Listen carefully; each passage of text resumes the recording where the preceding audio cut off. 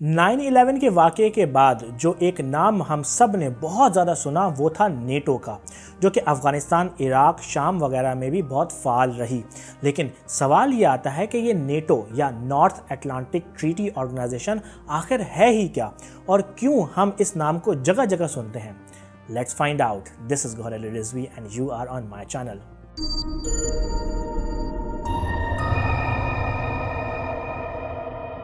थोड़ा सा बैकग्राउंड से स्टार्ट करेंगे ताकि बात समझ में आए। जब दूसरी जंग अजीम ख़त्म हुई और उसके बाद कुछ होने वाले वाक़यात ने अमेरिका और यूरोप के दूसरे ममालिक को एहसास दिलाया कि उनकी इकनॉमीज़ अब रिकवर हो रही हैं, तो हम एक नई जंग को शायद फेस ना कर सकें, स्पेशली सोवियत यूनियन की तरफ से। तो 1949 में तकरीबन 12 ममालिक एक साथ बैठे, जिनमें United States, UK, Canada, France, Belgium, Netherlands, Denmark, Luxembourg, Norway, Italy and पुर्तगाल और आइसलैंड शामिल थे, ने एक ट्रीटी साइन की जिसका मकसद किसी भी जंग की सूरत में एक साथ मिलकर मुकाबला करना था। आइडिया ये था कि अगर हम 12 ममालिक में से किसी एक पर भी सोवियत यूनियन हमला करेगी तो वो हमला सब ममालिक पर समझा जाएगा और 12 ममालिक की फोर्सेस मिलकर उसका मुकाबला करेंगी। साथ में इस ट्रीटी की बजट और इख्तियारात के लिए भी डिसाइड हुआ कि हर मुल्क अपनी जीडीपी का 2% हर साल नेटो को खर्चे के तौर पे दिया जाएगा, ताकि फोर्सेस अप टू डेट रहें और उनकी माली आनत हो। इसके साथ साथ किसी भी एक मुल्क का नेटो के डिसीजन मेकिंग में दूसरे मुल्क से ज़्यादा हिस्सा नहीं होगा, बल्कि हर मुल्क को बराबरी का दर्जा दिया जाएगा। देखा जाए तो ये आइडिया बहुत ही अच्छा है, क्योंकि ममालिक को अपनी इकोनॉमीज को बेटर करना था, लेकिन अभी भी जंग अजीम दोयम से फारिग हुए थे, तो नई जंग का खतरा भी था। तो या तो ममालिक अपनी इकोनॉमीज को देखते या फिर मिलिट्री बजट को।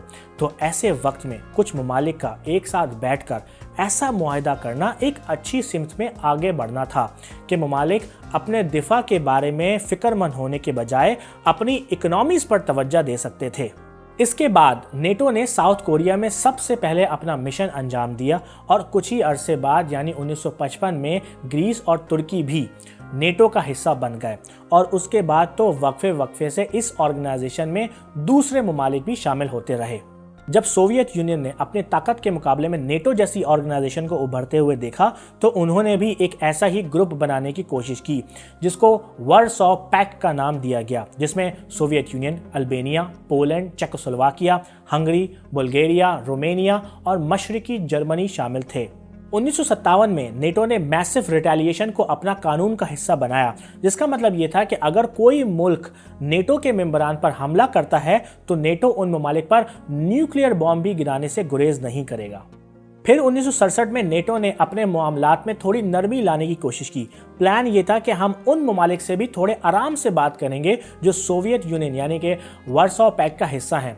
इस दौरान स्पेन भी नेटो का हिस्सा बन गया और सोवियत यूनियन ने अफगानिस्तान पर हमला कर दिया, जिसको हर शख्स सोवियत अफगान वॉर के नाम से जानता है, और हर पाकिस्तानी सोवियत यूनियन को टुकड़े टुकड़े करने का क्रेडिट भी लेता है, विच इज़ ट्रू। अमेरिका ने पाकिस्तान की मदद से सोवियत यूनियन के टुकड़े कर दिए, जिससे वार्सो पैक्ट भी आहिस्ता आहिस्ता ख़त्म होने लगा और वार्सो पैक्ट के ममालिक भी नेटो का हिस्सा बनने लगे, जैसे कि पोलैंड।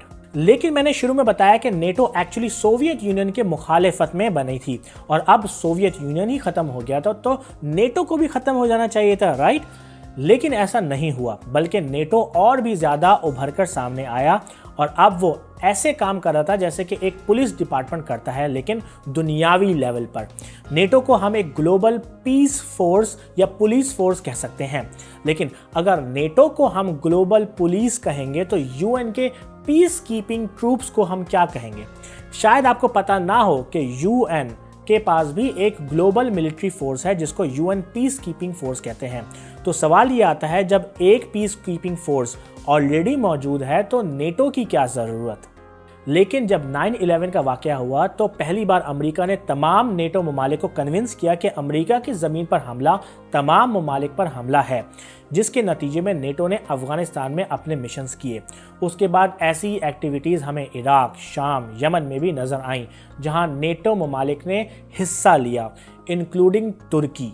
मैं थोड़ा सा फास्ट फॉरवर्ड करूंगा। मैंने आपको शुरू में बताया कि नेटो में हर मुल्क को बराबरी का हिस्सा हासिल है और नेटो किसी भी मुल्क पर हमला नहीं करता जबकि सारे ममालिक इसमें रजामंदी शामिल ना करें।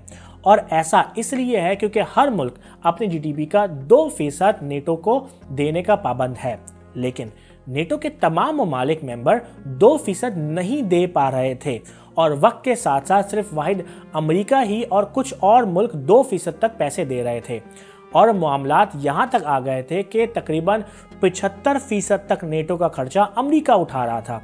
और इस बात ने अमेरिका का इन्फ्लुएंस नेटो ममालिक पर बना कर रखा था, लेकिन अमेरिका को परेशान भी किया हुआ था क्योंकि जहां ममालिक को अपने पैसे पूरे देने चाहिए थे वहां एक तो ममालिक कम पैसे दे रहे थे जबकि अमेरिका 2% की जगह तकरीबन 3.8% तक अपनी जीडीपी का नेटो पर खर्च कर रहा था। इसीलिए 2016 में डोनाल्ड ट्रंप ने ऐलान किया कि अगर दूसरे ममालिक अपने पैसे पूरे नहीं देंगे तो अमेरिका इस ट्रीटी से बाहर निकल जाएगा और नेटो का हिस्सा नहीं रहेगा, यानी 75% तक नेटो का खर्चा कट हो जाएगा। अमेरिका स्पेशली डोनाल्ड ट्रंप के इस इकदाम के बाद नेटो को कोरोना रिलीफ में इस्तेमाल करने का भी कोशिश की गई ताकि नेटो की अहमियत बरकरार रहे, लेकिन अमेरिका की कोरोना वायरस के हवाले से बहुत सुस्त इकदामात ने नेटो को उभरने नहीं दिया, बल्कि उसकी जगह चाइना और रशिया ने इस मौके का भरपूर फायदा उठाया। जुलाई 2020 तक नेटो में तकरीबन 30 ममालिक मेंबर्स हैं। अगर कोई मुल्क इनमें से एक पर भी हमला करता है तो ये हमला 30 ममालिक पर किया गया हमला तस्वुर किया जाएगा। शायद ये बदलने वाला है। गार्डियन के एक आर्टिकल के मुताबिक अगर डोनाल्ड ट्रंप 2020 में फिर से इलेक्ट हो गए तो शायद वो नेटो से अमेरिका को अलग कर लेंगे, जिसका मतलब ये है कि शायद नेटो भी ख़त्म हो जाएगी। लेकिन दुनिया भर के ममालिक स्पेशली नेटो मेंबरान ममालिक नहीं चाहते कि ऐसा हो। होप कि आपको मेरी वीडियो पसंद आई हो। लेट मी नो कि आपको मेरी वीडियो कैसी लगी। अगर आप मेरी पर्सनल लाइफ को फॉलो करना चाहते हैं तो मुझे इंस्टाग्राम पे फॉलो करें gohar.rizvi। यूट्यूब पर मुझे ज़रूर सब्सक्राइब करें www.youtube.com/mychannelvideo। and I will see you in the next video।